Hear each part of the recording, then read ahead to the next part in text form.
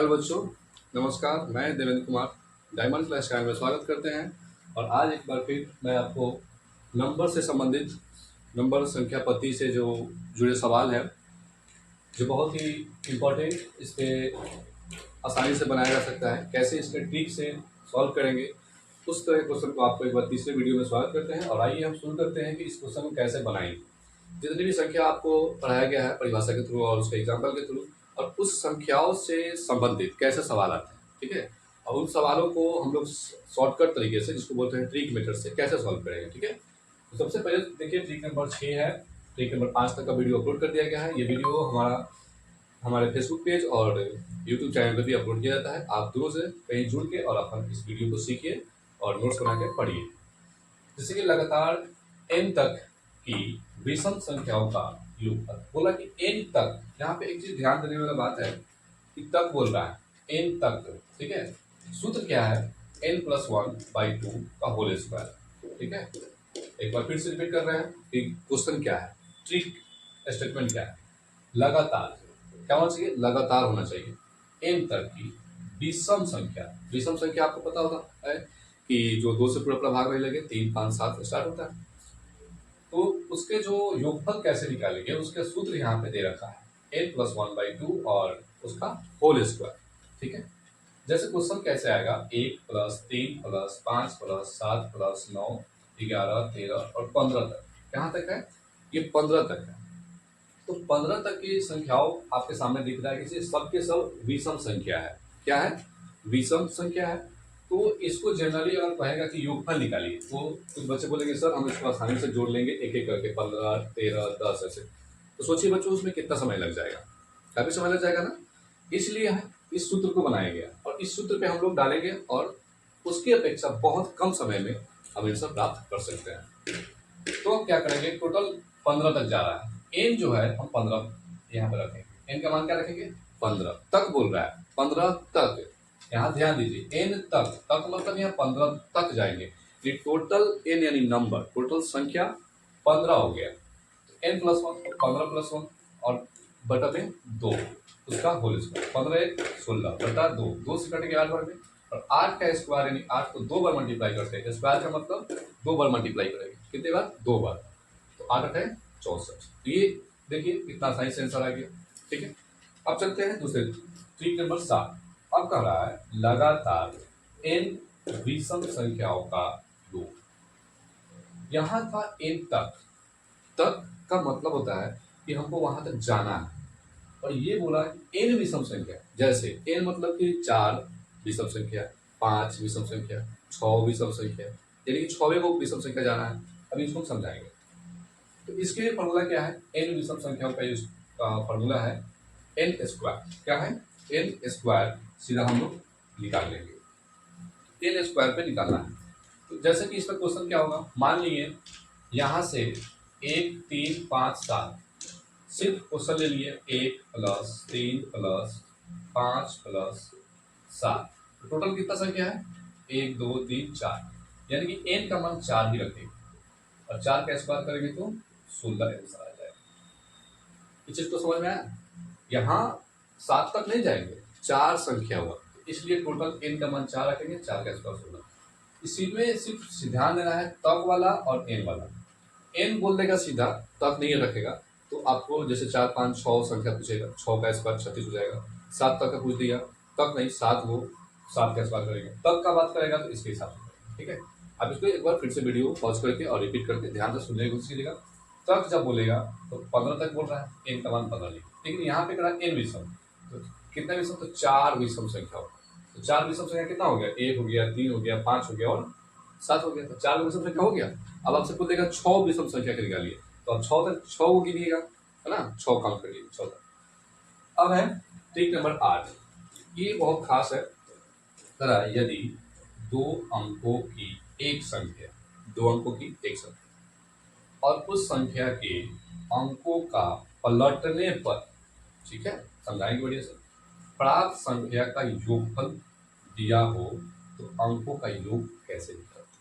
हमारे पास मान लीजिए कोई संख्या है 25, ठीक है।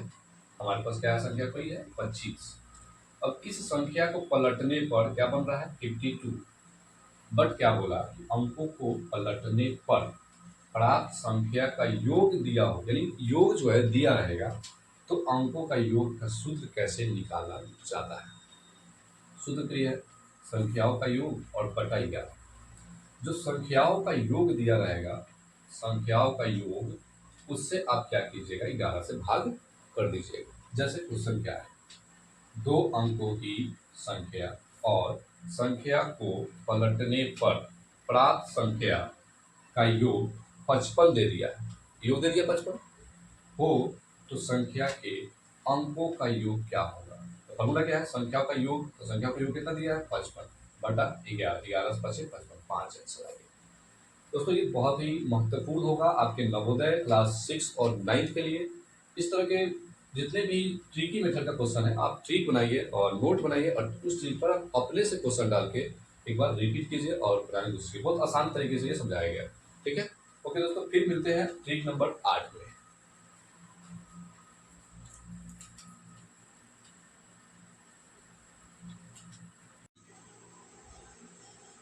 हेलो बच्चों, मैं देवेंद्र कुमार आप लोगों को डायमंड क्लास चैनल में स्वागत करते हैं। हमारे यूट्यूब के माध्यम से और फेसबुक पेज के माध्यम से आप लोगों के लिए निरंतर प्रयास को सफल बनाने के लिए मैं आप लोगों के लिए क्वेश्चन लेकर आए हैं।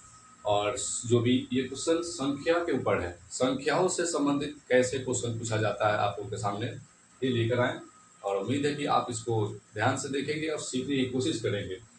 चलिए शुरू करते हैं कि क्वेश्चन कैसे पूछा जा रहा है। क्या है, अंक 4, 0 तथा 9 से बनने वाली 5 अंकों की छोटी संख्या आपको बताना है। आपके सामने अंक दे दिया 3, 4 0 और 9, पूछ दिया है 5 अंकों की। थोड़ा सा मसला हो गया कि सर ये तो 3 अंक दिया है, हम 5 अंक में कैसे बनाएंगे, दिक्कत है की बात है ना।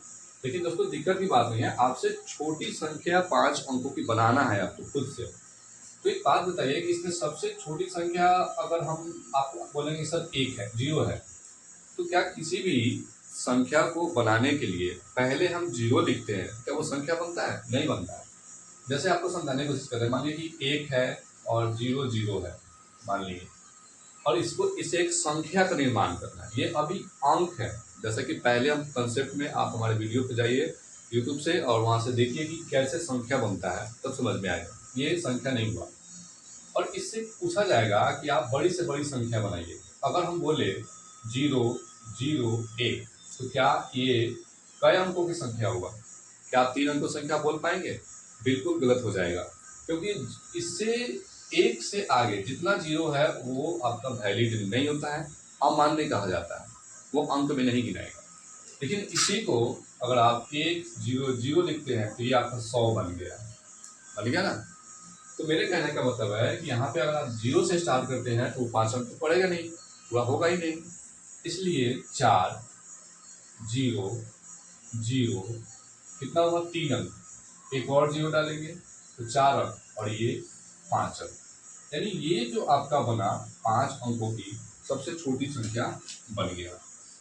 ठीक है, ये 5 अंकों की सबसे छोटी संख्या आपके सामने निकल के आ गया। अगर कुछ लोग बोलते हैं कि सर 5 अंक 0 आगे डालते, छोटा बनाना था, लेकिन 0 आगे डालेंगे तो वो वैलिड नहीं होगा, अमान्य कहा जाता है। चलिए दोस्तों, ये सिर्फ आपको समझाने के लिए बताया गया है। दूसरा क्वेश्चन हल करने के लिए कैसे बनेगा, ठीक है, ध्यान से सीखिएगा। संख्या 30 30 7 4 6 यानी 30,746 में 30,746 में किस अंक का स्थानीय मान सबसे अधिक होगा? क्वेश्चन है स्थानीय मान सबसे अधिक होगा। चलिए एक बार फिर हम आपको स्थानीय मान के नाम से जो शब्द है कैसे उसको सॉल्व किया जाता है, कैसे बनाएंगे, आप इसको सीखने की कोशिश कीजिए।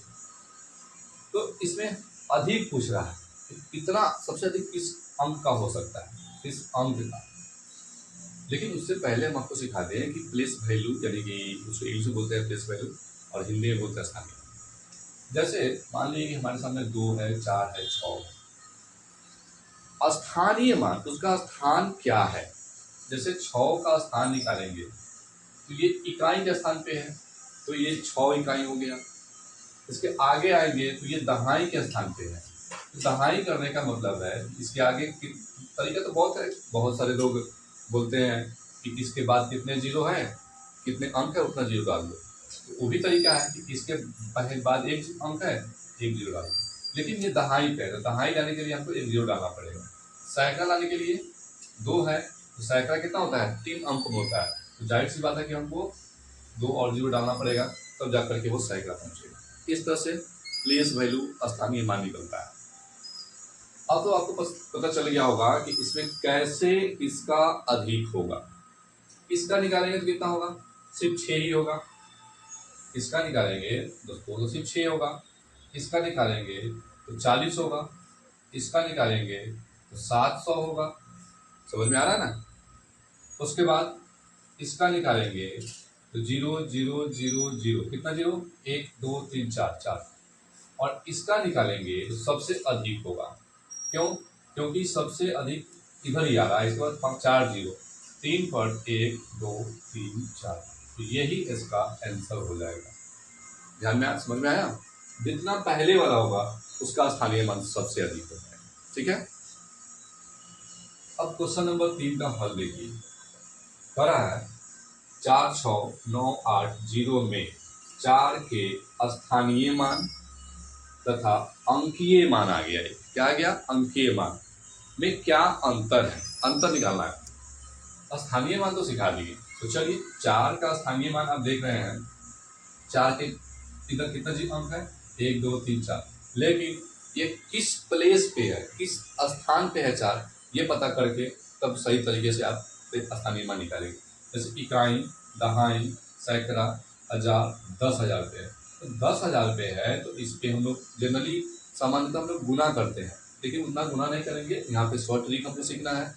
जितना अंक है उतना जीरो डाल दीजिए। 4 अंक है, 4 जीरो डाल दिए, यानी ये आ गया 40,000। क्या आ गया, ये 40,000 स्थानीय मान है। यहाँ पे बोला अंकीय मान, 4 का ही अंकीय मान। दोस्तों अंकीय मान का मतलब होता है कि जिसका पूछता है वही उसका खुद अंकीय मान होता है। तो 4 जो है खुद अपना एक अंकीय मान, तो 4 का अंकीय मान 4 ही होगा। अंतर का मतलब होता है घटा देना। यहाँ पे अंतर पूछिए, जब भी मैथमेटिक्स में अंतर पूछेगा गणित में, तो आप घटाने का काम करेंगे। ठीक है। तो अब घटाएंगे तो कुछ लोग बोलेंगे सर ये तो घटाने आ नहीं रहा है हमको। कोई बड़ी बात नहीं है। आप क्या कीजिए, जब घटाना तो सबको आता है, इसको 1 देंगे ये 10 होगा, फिर इसको ये 1 देंगे तो ये 10 होगा, फिर इसको 1 देंगे तो ये 10 होगा और ये 10 होगा। 10 में से 4 जाएगा 6। ठीक है। बाकी बच गया ये 9 9 9, ये बच गया 3, 9 9 9 और 3, 39,996, ये आपका आंसर आ गया। ठीक है। चलिए अब हम लेके चलते हैं क्वेश्चन नंबर 4 की हल की तरफ। ठीक है। 1 0 5 तथा 7 का प्रयोग कर 4 अंकों की सबसे बड़ी संख्या निकालना है। यानी कि आपको 4 अंक खुद दे चुका है। ठीक है, 1 2 3 4, इसके प्रयोग करके सबसे बड़ी संख्या निकालना है। क्या निकालना है, सबसे बड़ी। तो सबसे बड़ी निकालने के मतलब ये हुआ कि हमको बड़ा अंक पहले डालना होगा, और ध्यान रहे कि कोई भी अंक दोहराना नहीं है, मतलब बार बार नहीं लिखना है। ठीक है। तो इसके लिए हम क्या करेंगे, सबसे बड़ा इसमें लिख रहे हैं 7। ठीक है। उससे बड़ा दिख रहा है 5, उसके बाद दिख रहा है 1, उसके बाद 0। क्या इसके बाद आप इस अंकों से कोई और बड़ा अंक बनाएंगे, नहीं बनेगा दोस्तों। अगर आप 5 पहले डालते हैं तो वो छोटा हो जाएगा, 5 को बीच में डालते हैं फिर भी छोटा हो जा रहा है। ये रहा आपका सबसे बड़ा अंक जो 4 अंक है। तो इसी तरह से आपके एग्जाम में एकदम ऐसा ही सवाल आएंगे, कुछ इससे बड़ा नहीं आएगा, संख्याओं से संबंधित, इससे ज़्यादा कुछ बड़ा नहीं पूछेंगे। अब आया क्वेश्चन नंबर 5। करा है 1 से 15 के बीच सबसे बड़ी और सबसे छोटी अभाज्य संख्या क्या होगा। सबसे बड़ा अभाज्य और सबसे छोटा अभाज्य। तो जैसा कि हम बता चुके हैं कि अभाज्य संख्या किसे बोलते हैं, वैसी संख्या जिसका सिर्फ 2 फैक्टर होता है, 2 ही गुणनखंड होता है। यानी कि एक तो खुद से लगेगा भाग और एक दूसरे संख्या से लगेगा। ठीक है। इसका भी परिभाषा हम अपने हमारे वीडियो यूट्यूब पे अपलोड है, आप जाके इसको देख सकते हैं। इसको हल करने के लिए कैसे सॉल्व करें, ध्यान दीजिए। सबसे पहले 1 से 15 के बीच में जो जो अभाज्य है उसको लिख डालते हैं। तो चलिए, 2 है अभाज्य, 3 है, 5 है, 7 है, 9 नहीं, 9 नहीं है, ये 9 नहीं होगा क्योंकि 9 का 3 गो फैक्टर हो जा रहा है, 3 गो गुणनखंड हो जा रहा है, ठीक है। तो फिर क्या होगा सर, 11 होगा, 13 होगा। अब इसके बाद 15 तो नहीं होगा, क्योंकि 15 जो है 1 से लगता है, 3 से लगता है, 5 से लगता है और 15 से लगता है। तो 2 से ज्यादा गुणनखंड हो गया तो 15 आपका अभाज्य गुणनखंड नहीं कहलाएगा। अब इसमें देख रहे हैं कि आपका सबसे छोटा ये है, सबसे छोटा 2 है अभाज्य संख्या। वैसे भी आपको ये रट लेना है कि सबसे छोटी अभाज्य संख्या कौन है, तो 2। और इसके बीच में सबसे बड़ी अभाज्य संख्या तो ये दिख रहा है, सबसे बड़ी, ठीक है। तो ये आपका सबसे बड़ी अभाज्य संख्या हो गया, ठीक है दोस्तों। इसी तरह से कुछ क्वेश्चन आपके दिमागी तेज से क्वेश्चन आते रहते हैं, ठीक है। यहाँ पे सबसे छोटी लिख दीजिए। अब आइए क्वेश्चन नंबर 6 का क्या बोल रहा है। प्रथम 5 अभाज्य संख्याओं का योग क्या होगा। मतलब प्रथम 5 अभाज्य संख्या लेना है और उसको जोड़ के बताना है कि कितना आंसर आ रहा है। बहुत सिंपल है। आप देखिए, प्रथम 5 अभाज्य तो 2 होगा ही, प्लस 3 भी होगा, प्लस 5 भी होगा, प्लस और 7 भी होगा। कितना हुआ, 1 2 3 4। लेकिन आपसे पूछा प्रथम 5, क्या इसके बाद 9 ले लेंगे, नहीं, 9 नहीं लेंगे क्योंकि 9 अभाज्य नहीं है। 9 का 1 3 और 9 2 से अधिक गुणनखंड हो जा रहा है, इसलिए 9 हमारा प्राइम नंबर है, यानी अभाज्य संख्या नहीं। तो क्या होगा सर, 11 होगा क्योंकि 1 और 11 से ही 11 करता है। अब इसको जोड़ेंगे, 11 7 18, 18 5 23, 23 3 26, ये 2 28, यानी कि टोटल इसका 28 आंसर। कुछ इसी तरह के सवाल दोस्तों आपके नवोदय के प्रवेश परीक्षाओं में पूछे जाते हैं। कुछ हार्ड और भारी नहीं होता है। अगर आप इस तरह क्वेश्चन को प्रैक्टिस कर लेते हैं तो दोस्तों ऐसे क्वेश्चन से आप जल्द से जल्द मैथमेटिक्स को सॉल्व कर सकते हैं। दोस्तों अगर ये वीडियो आपको अच्छा लगे तो आप पढ़िए और ध्यान से सीखिए, और जितने से जितने अधिक हो अपने ग्रुप में दोस्तों को बताइए और सीखने की कोशिश कीजिए, ठीक है। धन्यवाद।